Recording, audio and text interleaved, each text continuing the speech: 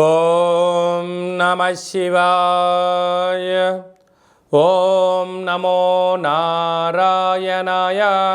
ఓం శ్రీ నరదృష్టి నివారణ కాల భైరవాయ నమో నమః. ఓం ఆదిత్యాయ నమః.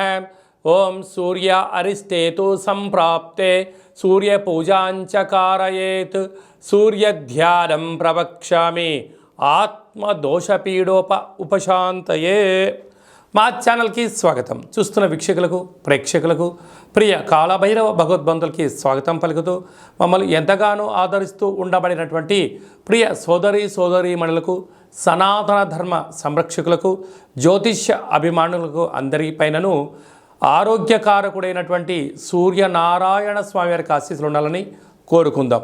30 సంవత్సరాల తర్వాత రవి భగవానుడు శని స్వక్షేత్రమైనటువంటి కుంభరాశిలో శని అక్కడగా ఉండబడినటువంటి శని చేత రవి 30 సంవత్సరాల తర్వాత కుంభరాశిలో సంచారం చేయడం జరుగుతుంది. ఆరోగ్యకారకుడు సూర్యుడు, అనారోగ్యకారకుడు సూర్యభగవానుడు కలిపి ఏకరాశిలో సంచారం చేసినప్పుడు ఎవరికి ఎలాంటి ఆరోగ్య పరిస్థితులు లేకుండా సంపూర్ణ ఆరోగ్యాలు ప్రసాదించాలని కోరుకుందాం. 14/2/2024 నుండి 14/3/2024 వరకు రవి భగవానుడు కుంభరాశిలో సంచారం చేయడం జరుగుతుంది. కనుక అందరిపైన సూర్యుడి యొక్క ఆశీస్సులు ఉండాలని కోరుకుందాం.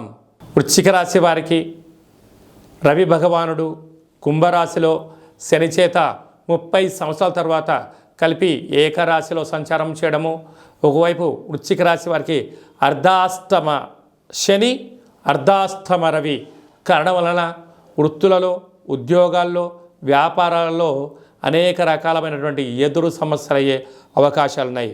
అధికమైన ఖర్చులు పొంచి ఉన్నాయి. కనుక తీవ్రంగా ఆలోచించినట్లయితే అనారోగ్యం పాలవడం, దీర్ఘకాలిక వ్యాధులు అయినటువంటి పెరాలసిస్, పక్షవాతం లాంటివి కానీ, నోటి సమస్యలు, దేహదారుఢ్య సమస్యలు, షుగర్, థైరాయిడ్ లాంటి సమస్యలు వచ్చే అవకాశాలు ఉన్నాయి. కనుక మీ జన్మ నక్షత్రం రోజున పూర్ణిమ, అష్టమి, అమావాస్య తిథుల యందున ముఖ్యమైన పనులు వాయిదా వేసుకోవడం ఉత్తమోత్తంగా భావించగలగాలి. ఇలాంటి కాల సమయంలో ఆవేశానికి దూరంగా ఉండడం, జ్ఞానంగా ఉండడం, ఆధ్యాత్మికంగా మీరు ఉన్నట్లయితే అనేక రకాలమైనటువంటి వాహన ప్రమాదాలను, జలగండాలను, అపమృత్యు దోషాలను తొలగించుకునే ప్రయత్నం అవుతుంది. కనుక ఈ మాసాంతం ఎంతో జాగ్రత్త అవసరం అని చెప్పి మీరు గమనించాలి.